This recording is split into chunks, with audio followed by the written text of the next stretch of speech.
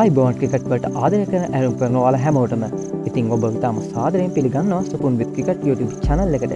අපි හැමෝම cricket match බලලා අපේ ක්‍රීඩකයන්ට cheer කරනවා වගේම හැමෝටම තියෙන ලොකුම කුතුහලයක් තමයි මේ ක්‍රීඩකයෝ ඇත්තටම මාසෙකට රුපියල් කීයක් පඩි ගන්නවද කියන එක. අද වීඩියෝ එකෙන් අපි කතා කරන්නේ 2026 වසරේ ශ්‍රී ලංකා ක්‍රිකට් ක්‍රීඩකයන්ගේ අලුත් වූ වැටුප් ව්‍යුහයක් ගැන. ඒ වගේම මේ සල්ලි ගෙවන්නේ අපේ බදු මුදල් වලින්ද නැත්නම් වෙනත් ක්‍රමයකින්ද සහ වනිදු පැතුම් කුසල් වගේ අය අවුරුද්දකට කෝටි කීයක් හොයනවද? අද අපි මේ වීඩියෝ එකෙන් ඒ රහස් ඔයාලට කියනවා. ගොඩක් දෙනෙක් හිතන් ඉන්නේ ක්‍රිකට් ක්‍රීඩකයන්ට පඩි ගෙවන්නේ රජයේ භාණ්ඩාගාරයෙන් කියලා. ඒත් ඇත්තට මේක ඇත්ත කතාවක් නෙමෙයි. ශ්‍රී ලංකා ක්‍රිකට් ආයතන කියන්නේ ස්වාධීන ආයතනයක්. ඔවුන්ට මුදල් ලැබෙන්නේ ප්‍රධාන ක්‍රම තුනකින්. එකක් තමයි ICC එකෙන් ලැබෙන ලාභාංශ. තවත් එකක් තමයි තරග විකාශන අයිතිය TV වලට විකිණීම. අනිත් ආදායම් ලබන ක්‍රමේ තමයි ඩයලොග් මාස් වගේ ප්‍රධාන අනුග්‍රාහකයන්ගෙන් ලැබෙන මුදල්. ඒ නිසා ඒක හොඳට මතක තියාගන්න ඕනේ දෙයක්. මේවා මහජන මුදල් නෙමෙයි. ක්‍රිකට් ක්‍රීඩාව හරහාම උපයා ගන්න ලද මුදල්.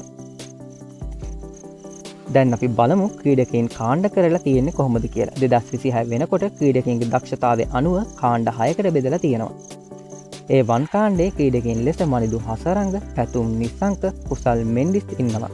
එයාලට වාර්ෂික රැඳුම් ගාස්තුව විදිහට මිලියන 30-35 ඒ කියන්නේ රුපියල් කෝටි 3.5කට ආසන්න මුදලක් ලබා දෙනවා.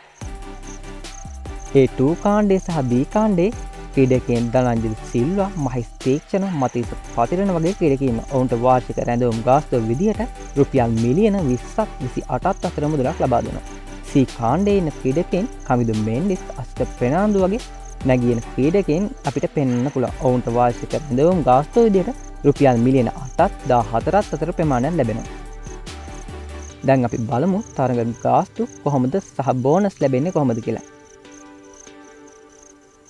ඒ තමයි මැච් ෆීල්ස්. ඒ කියන්නේ 2026 වසරේ ටෙස්ට් ක්‍රිකට් වලට වැඩි වටිනාකමක් දීලා තියෙනවා.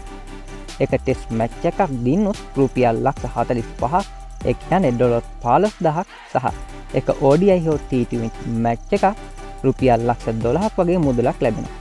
මීට අමතරව ICC රෑන්ක් වල උඩටම ආවොත් ලොකු බෝනස් මුදලක් ශ්‍රී ලංකා ක්‍රිකට් එකෙන් පිරිනමනවා.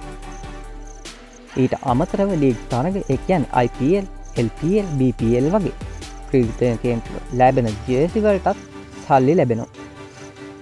ඔයාලා දන්නවද ලංකාවේ පඩියට වඩා කිහිප ගුණයක් මේ ක්‍රීඩකයන් ලීග් තරග වලින් හොයනවා. උදාහරණයක් විදිහට මතිස්ස පතිරණ හෝ වනිදු හතරංග වැනි ක්‍රීඩකයන් IPL එකේ සති 8ක් සෙල්ලම් කරලා රුපියල් මිලියන 300 400 ඒ කියන්නේ කෝටි 30ක් 40ක් අතර මුදලක් උපයන්න පුළුවන්. ඉතින් ඔක්කොම එකතු කළාම ලංකාවේ ප්‍රබලම ක්‍රීඩකයෝ වසරකට රුපියල් කෝටි 10ක් 50ක් අතර මුදලක් උපයනවා කියලා අපිට නිගමනය කරන්න පුළුවන්. ඉතින් මිතුරුනේ මේක ලොකු මුදලක් වගේ පේනුනට මේ ක්‍රීඩකයෝ Tamanගේ මුළු ජීවිතයම මේ වෙනුවෙන් ගත කරනවා. දවස් ගාණක් පවුලෙන් ඈත් වෙලා කරන මේ සේවයට මේ වගේ වටිනාකමක් ලැබෙන එක ගැන ඔයාලා මොකද හිතන්නේ? පල්ලෙහින් කමෙන්ට් එකක් දාන්න අමතක කරන්න. වීඩියෝ එකට කැමති නම් ලයික් එකක් දාලා ඔබේ ක්‍රිකට් පිස්සුව තියෙන යාළුවන්ට බලන්න ෂෙයා කරන්න අමතක කරන්න එපා. සුපුන් විත් ක්‍රිකට් සබ්ස්ක්‍රයිබ් කරලා නැත්නම් දැන් සබ්ස්ක්‍රයිබ් කරලා බෙල් සලකුණ ඕල් දාලා තියාගන්න. ඉතින් මම සුපුන් ඊළඟ වීඩියෝ එකෙන් හමු වෙමු. එතකල් ඔයාලට ජයග්‍රාහී දවසක් වේවා.